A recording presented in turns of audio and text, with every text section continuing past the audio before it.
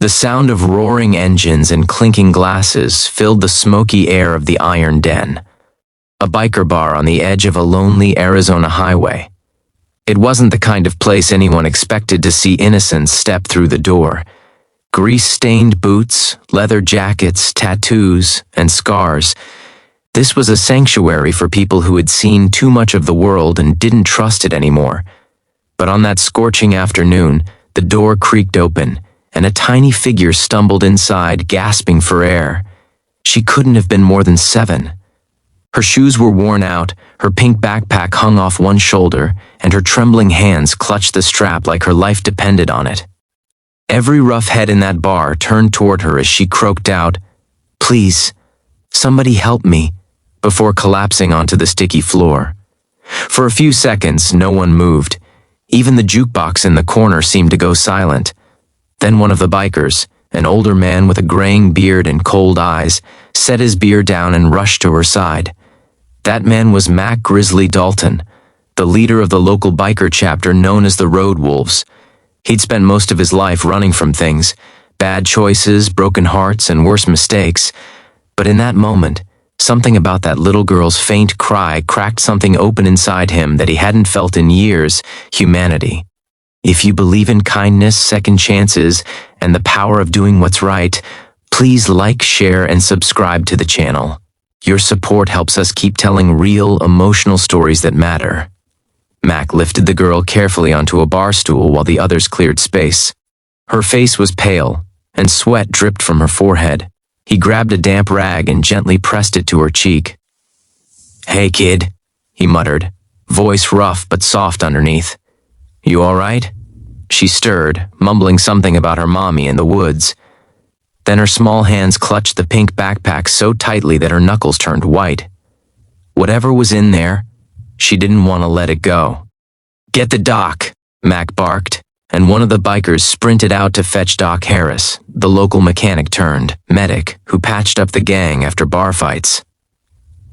When the girl finally opened her eyes, the fear in them cut through every man in the room. She looked around, terrified, before whispering, "He's coming. Please, don't let him find me." Mac knelt down. "Who's coming, sweetheart?"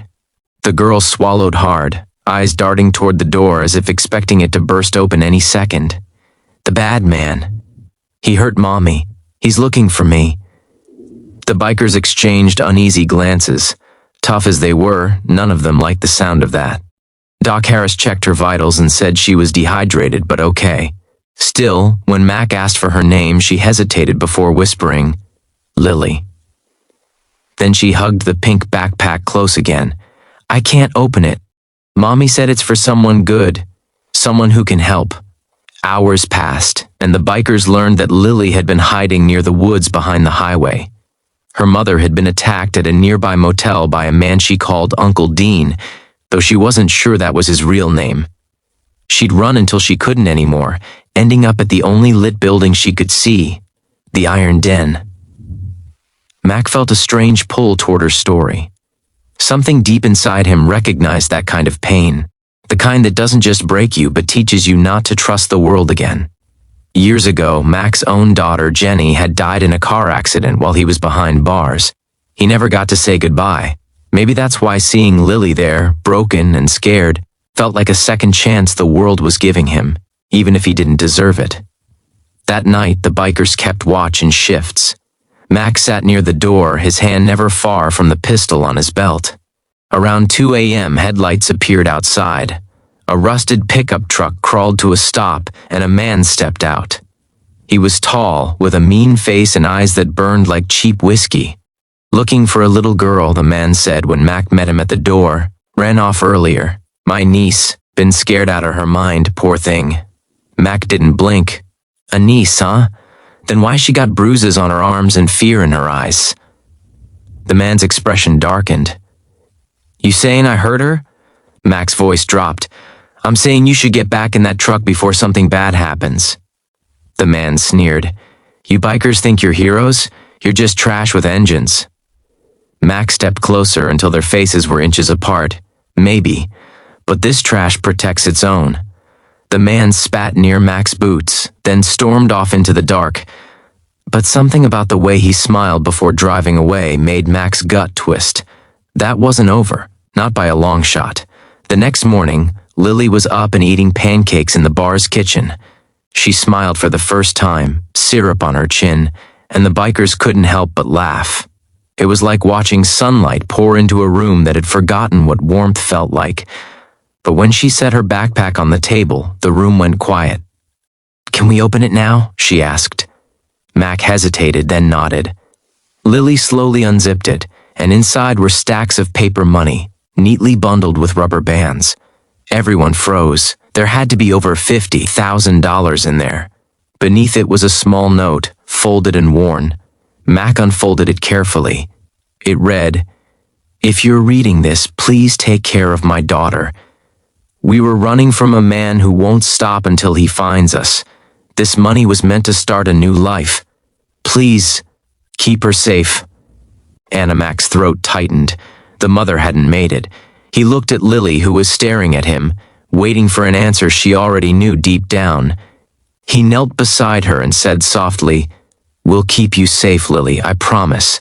That promise would be tested faster than he imagined. That evening, the bar's power cut out. The bikers scrambled for flashlights, but before they could react, a Molotov cocktail smashed through the window, lighting the curtains on fire. Mac roared orders, grabbing Lily and ducking behind the counter as chaos erupted. Bullets shattered bottles and mirrors. It was him, the man from the night before, and whoever he'd brought with him. "Get her to the back," Mac shouted. Now they fought back fiercely, the roar of gunfire echoing through the smoky bar. But Mac was focused only on one thing, protecting Lily.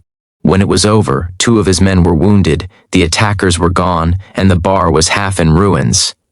Lily sat trembling in a corner, clutching that backpack like it was her heart. Mac dropped beside her, blood on his knuckles. "You okay, sweetheart?" She nodded, tears streaming down her cheeks. "Why did they do that?" He sighed, voice cracking. "Because some people forget how to be human." The bikers knew they couldn't stay there anymore. The next morning, they loaded up their bikes and took Lily to an old farmhouse outside town that used to belong to Mac's sister. He called an old friend in law enforcement, told him everything, and swore Lily wouldn't end up another name in a report. Days turned into weeks. The farmhouse became her new home. The bikers, men once feared for their tempers and tattoos, turned into her guardians. They built her a swing in the backyard, taught her to ride a small dirt bike, and painted her room pink just like her backpack. Slowly, laughter returned to that place. But one afternoon, while Mac was fixing his Harley, Lily came running with a letter. It was from the sheriff. They'd caught Dean, the man who had hurt her mother, trying to flee the state. He was going to prison for life. When Mac read the letter, relief washed over him. He knelt down as Lily hugged him tight and whispered, "Mommy would be happy now." For the first time in years, Mac felt tears spill freely down his face. He'd spent his life trying to drown his guilt in whiskey and noise. But that little girl, tiny, brave, and full of light, had given him something he thought he'd lost forever, a reason to live better. A year later, the Iron Den was rebuilt. The walls were still rough, the crowd still wild, but at the very center of the bar hung a small pink backpack in a glass case. Beneath it, a plaque read, "For Lily, the day you walked in, you saved us all." That night, the bar was quieter than usual. Lily, now 8, sat beside Mac at the counter, coloring a picture. He watched her with a smile, thinking about how a single moment can change everything. How sometimes, it's not the heroes with badges or suits who make a difference, but the ones with scars who choose to protect what's left of good in this world. Mac glanced up at the pink backpack and whispered to himself, "Guess we all got something worth saving."